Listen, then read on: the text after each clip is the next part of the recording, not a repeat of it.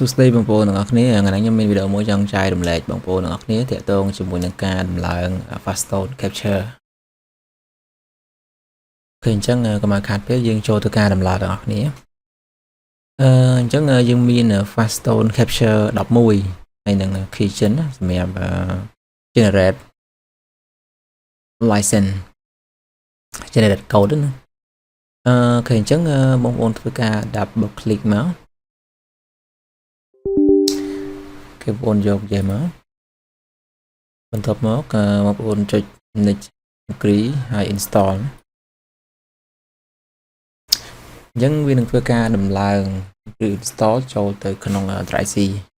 អញ្ចឹងបងប្អូនចុច .tick មកកុំទាន់ run វាអីណាបងប្អូនយក finish មកអញ្ចឹងយើងបាន install រួចហើយប៉ុន្តែ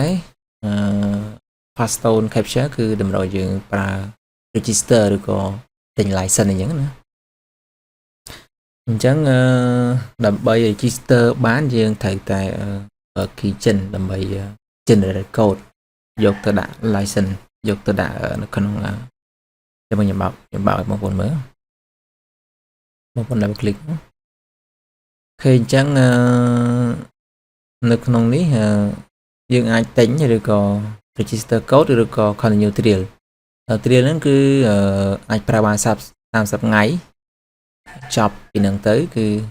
លេខប្រើបានហើយឥឡូវខ្ញុំនៅសល់23ថ្ងៃទៀតឃើញអញ្ចឹងយើងគឺត្រូវ register code បានន័យថាទៅប្រើប្រាស់ Keygen ដើម្បី generate code យកមកដាក់ជាមួយនឹងFaststone ឃើញអញ្ចឹងខ្ញុំ register code ខ្ញុំដាក់កន្លែងនេះដាក់ឈ្មោះអីក៏បានដែរMr. អញ្ចឹងមកអូខេអញ្ចឹងអានេះ Keygen ដើម្បីប្រើប្រាស់បានយើងត្រូវ extract វាហើយដើម្បី extract យើងត្រូវទៅបិទ internet សិនកុំឲ្យវាចាប់ firewall ចាប់អញ្ចឹងបងប្អូនចូលទៅកាន់ Windows Security ហើយបងប្អូនយក Fire and Street ទៅមកយក Manage Setting ហើយបងប្អូនបិទទាំងអស់មកអូខេបិទប៉ុណ្្នឹងមកអញ្ចឹងបងប្អូន extract វាមកស្ដាំមកយក extract file មកអូ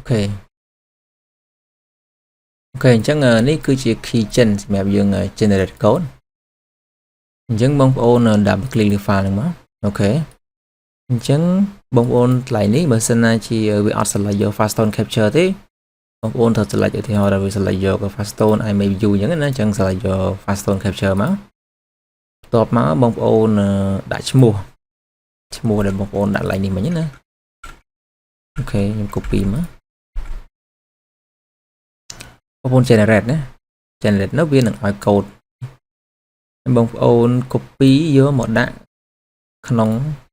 Faststone Capture បងប្អូនដាក់ចូលមកហើយ register មកអូខេអញ្ចឹងគេថា congratulations this program has been registered to Mr. ឈ្មោះអញ្ចឹងទៅបងប្អូនអូខេមក